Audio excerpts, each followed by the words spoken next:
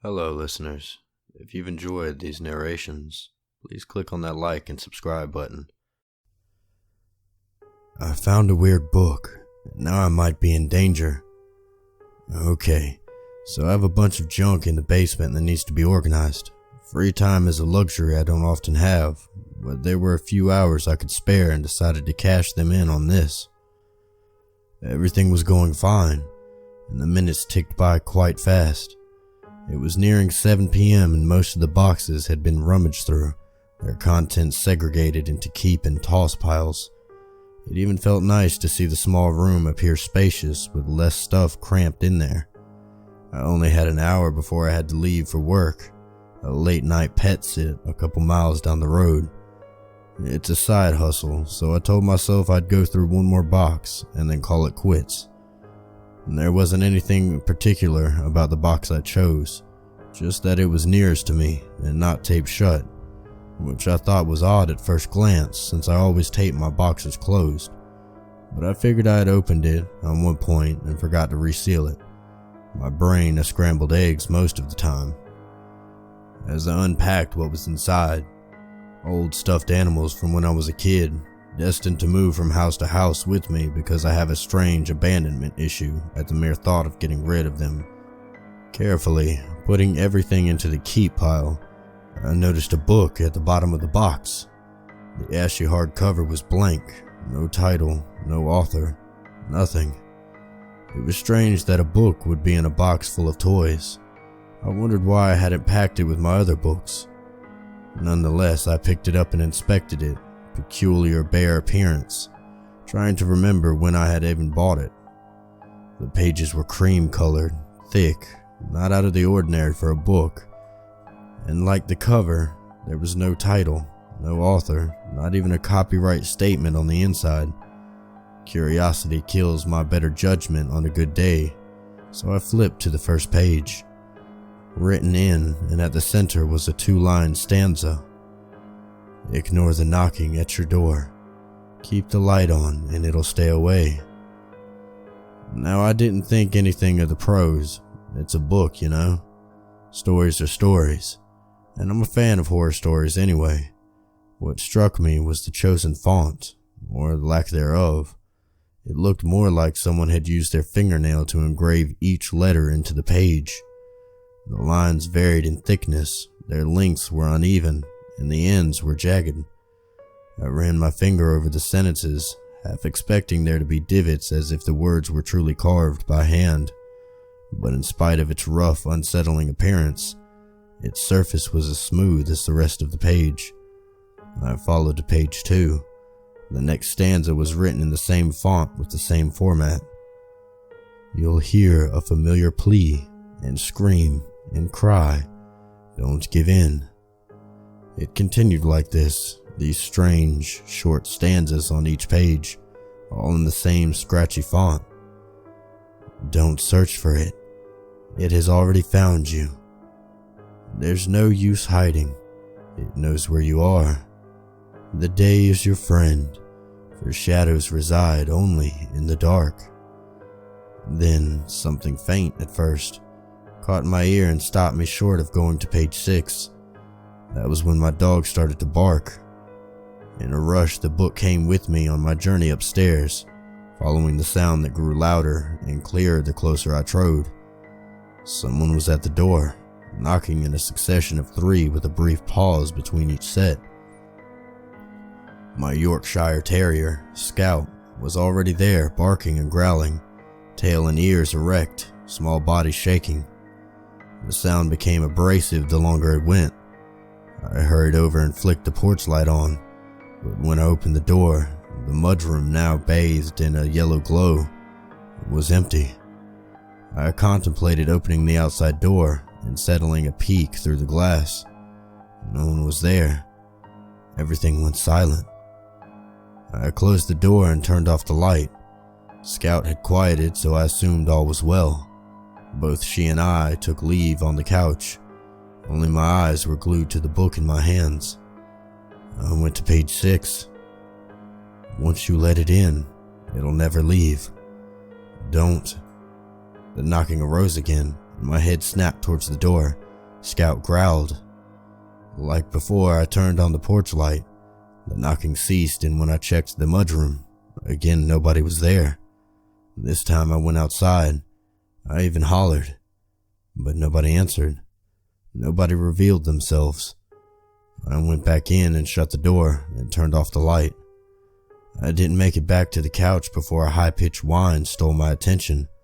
It was like a dog's whine, and then a bark. I frantically scanned the living room. Scout wasn't there. She must have ran out when I had the door open. My heart was in my throat. I didn't even turn the light on. I was so worried. I threw open the doors and beckoned her. The whining stopped. I was surrounded by darkness and silence, and a shiver I couldn't explain touched my spine. I called for Scout again, and a whine came from behind me. Scout was standing in the doorway. She was inside the entire time. Did I hear somebody else's dog? Something didn't feel right. I ushered her back in and locked the door. But as I did, I saw something in the corner of my eye. Something standing just beyond the entrance to my roommate's bedroom. Even in the darkness of the room, its figure was distinct, like a person. When I turned, though, there was nothing there. I thought it was my mind playing tricks on me, so I shook it off and sat on the couch. My gaze then drifted to the open book before me. Once you let it in, it'll never leave. Don't close your eyes. Don't fall asleep. Then I watched Scout walk over to my roommate's bedroom, unprompted, stand just outside of it and start to growl in the blackness. I'm terrified to check the room, but she won't leave it. I don't know what I should do. Alright, last night I ended up not taking my dog's initiative and simply went to work. About an hour later, I was home and Scout had been asleep, or at least I assumed. She trotted from my room to greet me when I came in. I had left the living room light on, and I always did when I left for work late at night, since I didn't want to come home to darkness. But this time, I don't know. The book commanding me, or to whomever it was directing, to keep some sort of light on stuck with me. Scout seemed fine. She was wagging her tail, and when I looked over to my roommate's bedroom, the door was closed and her light was on. She must have come home while I was at work. A part of me was relieved. I swapped my clothes for pajamas and got ready for bed. On my bedside table, I have the squishiest unicorn light that changes colors. I turned it on before shutting the living room light off. Even on my way back to my bedroom, I felt that eerie sensation of being watched. I kept the unicorn light on all night. 30 minutes after I shut my door and tucked myself into bed, I heard creaking of the floorboards, like someone was walking around. I tried to convince myself it was my roommate. She's a night owl after all. But even that was no use. No lights turned on. My roommate wouldn't walk around the house in the dark. I wish that thought hadn't crossed my mind. It made me nauseous.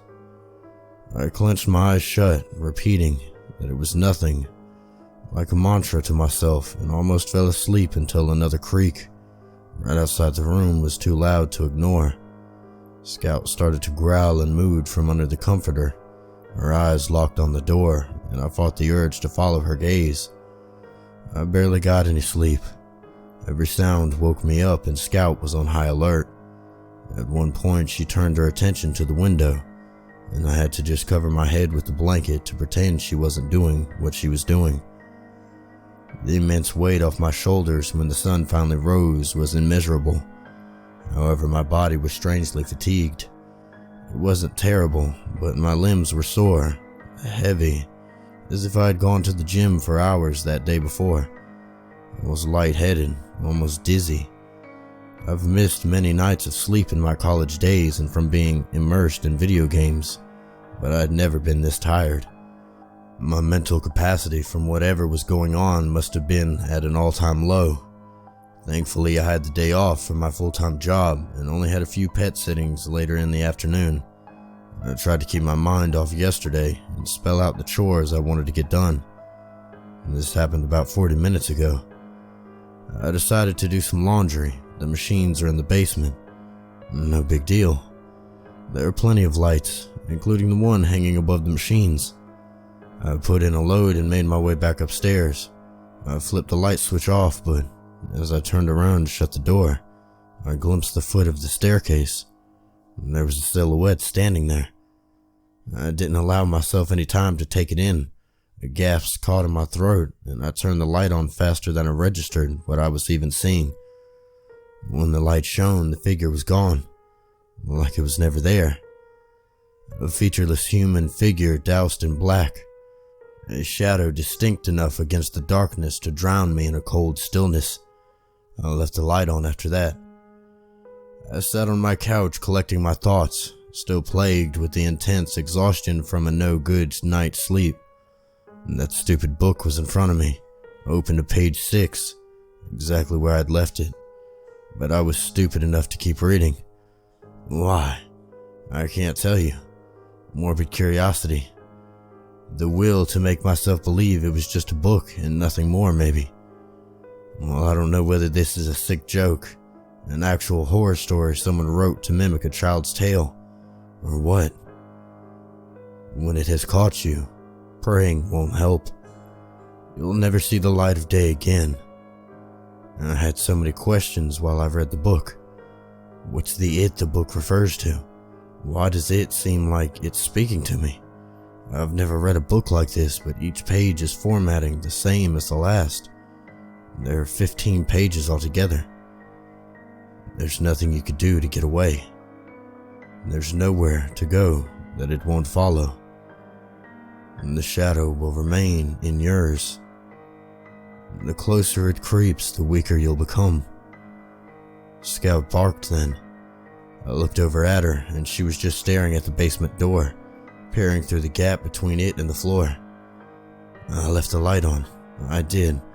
I swear to whatever higher being there might be that I left that damn light on. If I was so sure to myself, why was it so hard for me to move from my seat? Why did I feel anchored to the couch, willing my dog to just stop? But she didn't. She growled and sniffed and whined at the door. She even glanced at me as if urging me to check. I stood and warily walked over. Scout's head was on a swivel, going back and forth between me and the basement. I left the light on. I did. I know I did. I had nothing to worry about.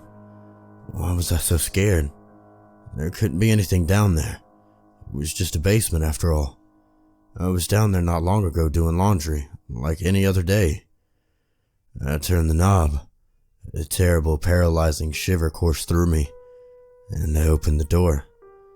The moment there was enough space to fit through, Scout darted through the threshold and down the steps. If there's one thing anyone should know about me, besides my extreme love for zombie fiction, it's that I'd do anything for my dog, regardless of the situation.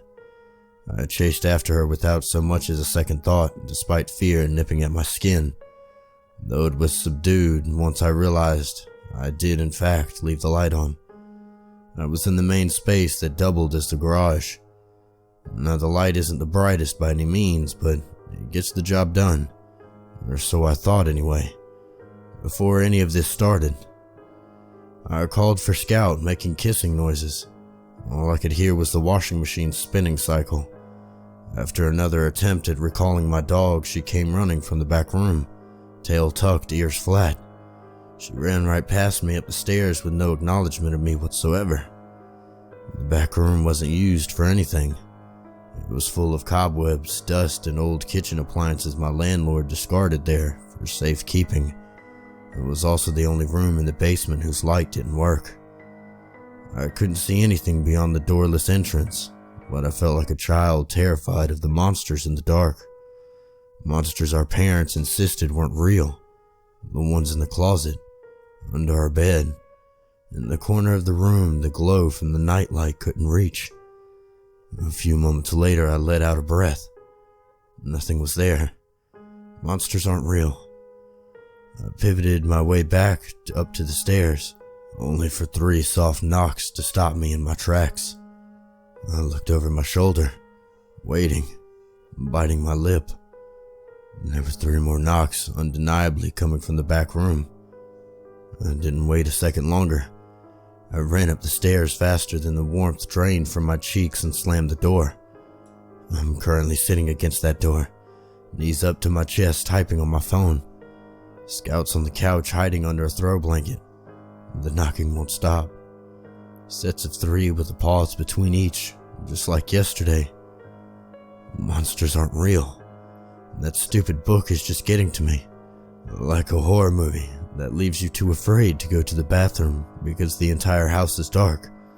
The jump scares got you every time, and you're convinced there's a killer behind the shower curtain. Monsters aren't real. They aren't. Right?